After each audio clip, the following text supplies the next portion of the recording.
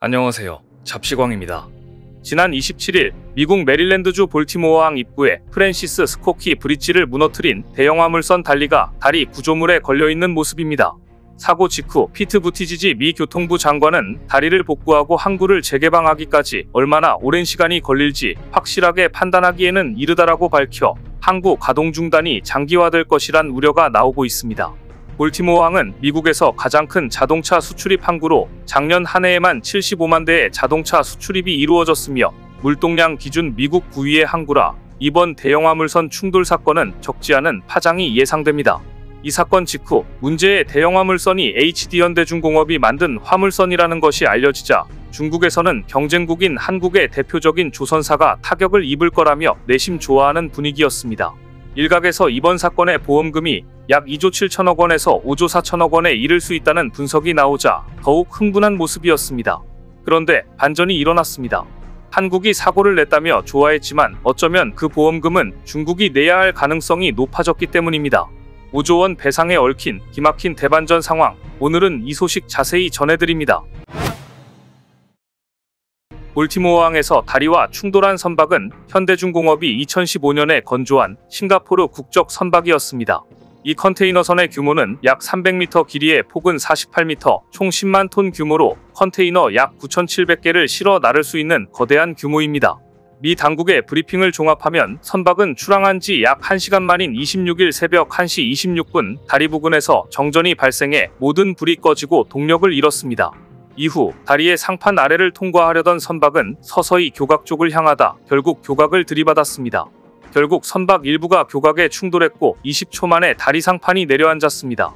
선박 역시 부서진 다리의 잔해에 눌려 그 자리에 멈춰 선 상태로 다리 인근에 있는 볼티모어항은 폐쇄됐습니다. 그런데 이 장면 어디에서 많이 본 듯합니다. 3년 전 수에즈 운하에서 이와 아주 비슷한 사고가 발생했습니다. 컨테이너 선박 에버 기분이 2021년 3월 23일 네덜란드 로테르담으로 향하던 중 수에즈 운하 남측 입구에서 선수와 선미가 대각선으로 위치한 상태로 좌초해 수에즈 운하 전체를 막았던 사건입니다. 결국 미 해군까지 자문단을 파견해 구조작업에 나선 끝에 3월 29일에야 예인선단이 좌초됐던 에버 기브노를 약 2인치 불과 5cm 이동시키는 데 성공했고 그제서야 다른 나라 선박이 움직일 수 있게 됐는데요. 당시 사고로 수에즈 운하를 통과하려 대기하고 있던 선박만 367척에 달했고 수에즈 운하를 통해 매일 최대 100억 달러 약 13조 4,860억 원 상당의 화물을 실어 나르던 이집트 정부는 선박이 좌초한 기간에 수백억 달러의 손실을 입었다고 발표했습니다. 볼티모어 다리를 무너뜨린 이번 사고와 3년 전 수에즈 운하에서 발생한 사고는 둘 다 컨테이너 대형화가 초래할 수 있는 위험을 보여주고 있습니다. 워싱턴 포스트는 3년 간격으로 발생한 두 사건은 5,000마일 떨어진 전혀 다른 상황에서 발생했지만 둘 다 현대 세계무역에 중추가 된 거대한 선박과 관련이 있다고 지적했습니다. 선박과 충돌에 무너진 프랜시스 스코키 다리는 1977년에 개통됐습니다. 당시 기준으로 최신식 엔지니어링을 적용했으나 당시에는 현대식 컨테이너 선박의 규모를 예상하고 설계하기 어려웠을 것입니다. 지난 50년 동안 컨테이너 선박의 크기는 1500%나 커졌습니다. 1980년대 이후 해운산업과 선박 규모가 성장했기 때문입니다. 여기에 해운회사는 전 세계에서 전자제품, 의류, 장난감 등에 대한 수요가 증가하자 점점 더 큰 선박을 만들었고 1970년대에 개통한 다리는 현대식 거대한 컨테이너선에 언제든 부딪힐 수 있는 요건을 갖게 된 것입니다. 그래서 파나마 운하도 지난 2016년 약 6조 7,430억 원 이상을 들여 확장을 해야 했습니다. 뉴욕 뉴저지 항만청이 아시아 및 기타 지역에서 화물을 실은 거대 선박을 수용하기 위해 2조 2천억 원을 투입해 높이 65m에 달하는 베이온 다리를 건설한 것도 모두 거대한 컨테이너선을 고려한 것이었습니다. 자, 그래서 그럼 이 컨테이너선을 건조한 HD현대중공업에 책임이 있는 것인가? 사건 발생 초부터 이 문제가 초미의 관심사였습니다. 사망 실종 6명 규모의 대형 사고인 만큼 미 당국의 엄격한 조사는 피할 수 없을 것입니다. 보험금 규모도 천문학적일 테니 말입니다. 금융계 일각에서는 전체 보험 지급액 규모가 2조 7천억 원에서 5조 4천억 원에 이를 수 있다는 분석이 나오는데요. HD현대중공업은 사고 선박인 달리오를 울산조선소에서 건조해 2015년 발주처에 인도했습니다.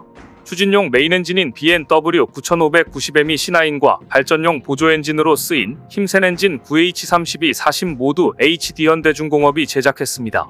사고 원인은 아직 명확히 밝혀지지 않았지만 현재로서는 기관류 고장에 따른 동력 상실이 주원인으로 지목되고 있습니다.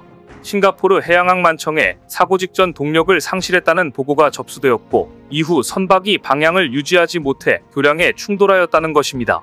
정확한 사고 원인 파악에는 시간이 걸리겠지만 현재 운항상의 부주의 등 다른 원인이 제기되지 않는 상황에서 기관 고장이 유력한 원인 중 하나임은 부정할 수 없습니다.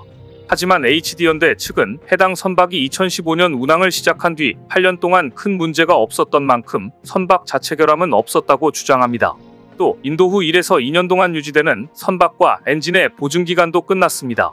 사고의 원인으로 전력 개통 문제가 거론돼 긴장의 끈을 놓지 못하고 있기는 하지만 현대 측은 달리오에 쓰인 힘센 엔진 모델은 그동안 여러 컨테이너선에 설치됐기 때문에 엔진 설계 결함 가능성은 낮다고 보고 있습니다.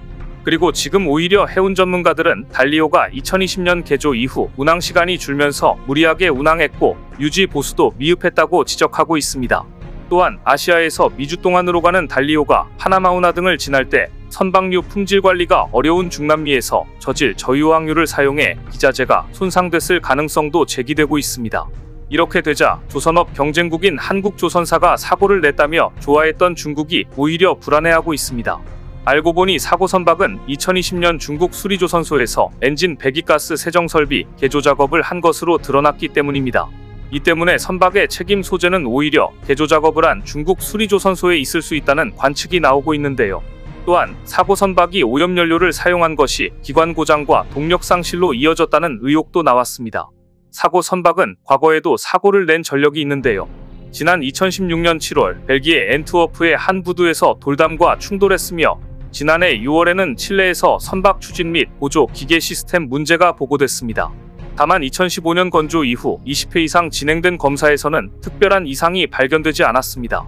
또 하나의 가능성은 사고 선박이 최근 너무 무리한 운항 일정을 이어갔고 무리한 일정이 기관 고장과 사고를 유발했을 수 있다는 의혹입니다.